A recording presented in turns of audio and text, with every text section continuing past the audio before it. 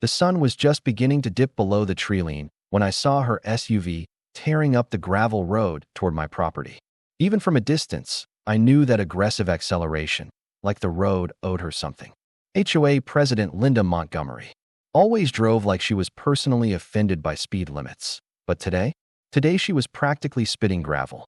My fingers tightened around the porch railing as her car skidded to a stop, dust billowing around the tires like some cheap Wild West showdown. Deep breath, I told myself.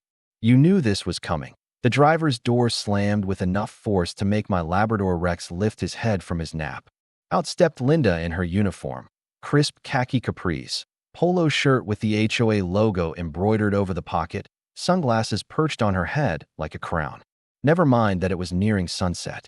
The clipboard in her hand might as well have been a scepter. We need to talk.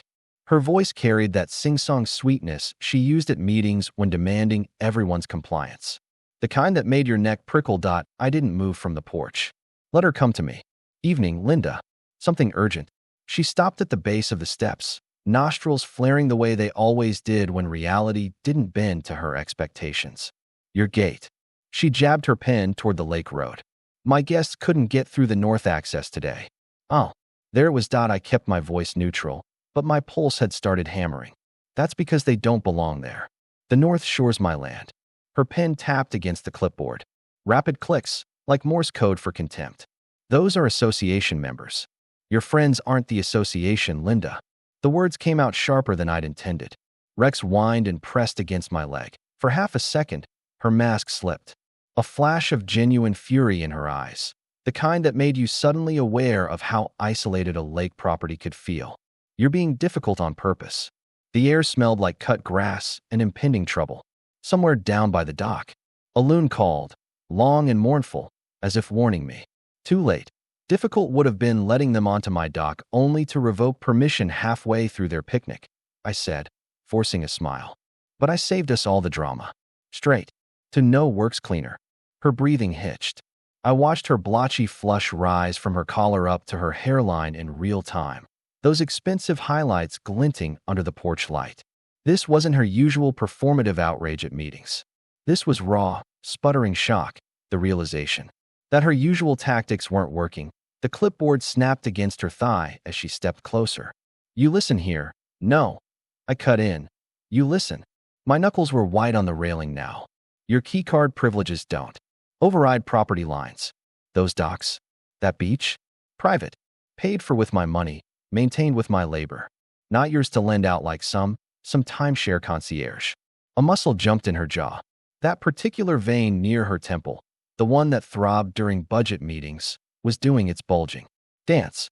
For 3 seconds, we stood there, locked in perfect mutual loathing, the cicadas thrumming like a war drum soundtrack. Then she laughed. Short, humorless. The sound set my teeth on edge. Fine. She whipped out her phone with a flourish, thumbs stabbing the screen.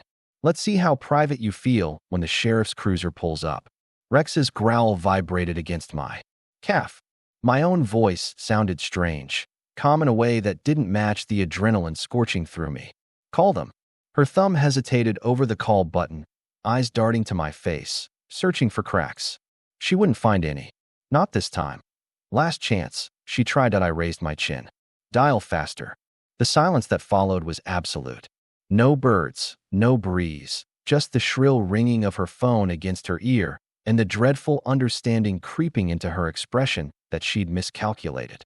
The minutes stretched like molasses as Linda paced my driveway, phone clamped to her ear, spitting half-whispered threats to whoever was unfortunate enough to be on the other end of that call. I could hear the tremor of frustration in her voice. The tight-lipped, "Do you know who you're talking to?" that probably made rookie officers dread dispatch duty. Rex kept low to the ground beside me, ears pinned back, sensing the storm brewing. Then came the sirens, faint at first, then blaring, cutting through the evening quiet like a chainsaw. Linda's head snapped up, triumphant. She shot me a look, dripping with venom, all but mouthing, "You're done." But funny thing about sheriff's deputies? They tend to recognize property lines. The cruiser rolled up slow, tires crunching gravel as Deputy Hayes, a man I recognized from the annual fall festival pie contest, stepped out with that practiced, neutral cop face. I caught the exact moment his gaze landed on Linda. The subtle twitch of his eyebrow, the resigned sigh he swallowed before speaking. "Evening, folks," he said, thumbs hooked in his belt loops. Always that same calm tone, like he was discussing the weather. "Got a call about trespassing?" Linda swooped in before I could open my mouth. "This man," she jabbed a manicured finger in my direction, "is illegally restricting association members' private property." I interrupted flatly, nodding toward the faded "no trespassing" sign nailed to the old oak tree. The one she'd conveniently ignored for years. Hayes sighed, pulling a small notepad from his pocket. "Ma'am, if this is his land, it's not about the land." Linda's voice went shrill. "It's about access. The bylaws clearly state, 'Show me.'" My interruption landed like a hammer. "Silence." Linda blinked. "What? The bylaws?" I crossed my arms. "Show me where it says I have to let strangers picnic on my damn dock." Her mouth opened, closed. The clipboard with her precious HOA regulations hung limp at her side. Hayes rubbed his forehead. "Ma'am, unless there's a signed easement, there should be," she exploded. "This lake is supposed to be community. No." One word, sharp and final. Hayes rarely raised his voice, but when he did, it carried. "It's his lakefront." End of discussion. The look on Linda's face? Priceless. A mix of humiliation, fury, and that dawning horror of someone realizing their bluff's been called. Her fists clenched. I half expected steam to hiss from her ears, but then something worse happened. She smiled. Not a kind smile. Not even one of those tight-lipped formalities she used at HOA meetings. This was something colder. Slippery. "Fine," she said, sweet as arsenic. "But this isn't over." And that's when I heard it. From the cruiser's radio, a dispatcher's voice crackled. "Unit 12, we've got another call from Montgomery at the..." Hayes reached in and twisted the volume down before I could hear the rest, but the message was clear. Linda wasn't just mad. She was digging in. Rex whined again, pressing harder against my leg as the silence stretched. The deputy looked at me, then at Linda, then at the lake, like he was weighing how much paperwork this would generate, before sighing. "All right. Enough." He pointed at Linda. "You. No more calls unless there's actual criminal activity."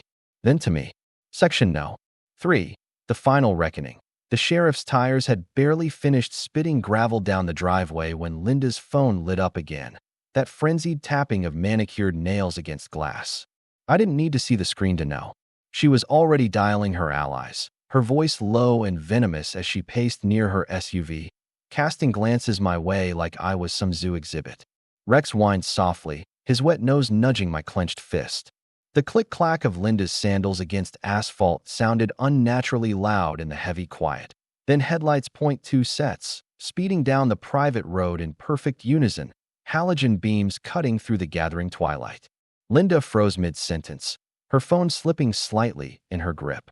"Oh, perfect," she breathed, though there was nothing relieved in that tone, just razor-edged triumph. Because these weren't more cops. The first truck, a glossy black Ford with hiked up suspension, rolled to a stop beside her, window already rolling down.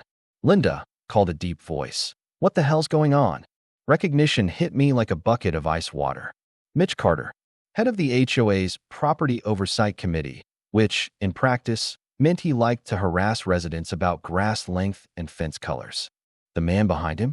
Greg Simmons, Linda's ever-loyal treasurer, and the kind of guy who carried measuring tape to check if patio furniture violated setback rules. Her cavalry had arrived. Mitch swung out of the truck with the slow swagger of someone who assumed authority came from how loudly they could repeat bylaws. "Got your text," he said to Linda, ignoring me entirely. "Dispatch said you," she lied. I cut in, stepping off the porch. The words tasted like gasoline. I didn't care. Called the cops claiming trespassing when all I did was lock my own damn gate. Linda gasped, absurdly theatrical, like I'd slapped her.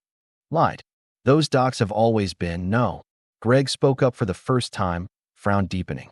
His wireframe glasses caught the porch light as he turned to her.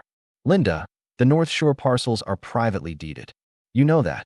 The silence that followed was delicious. Linda's mouth worked soundlessly. Mitch's confident leer faltered. For the first time, I saw doubt flicker in their little gang. That split-second realization that their queen hadn't shared the full chessboard. Greg sighed. rubbing his temples. God damn it, Linda.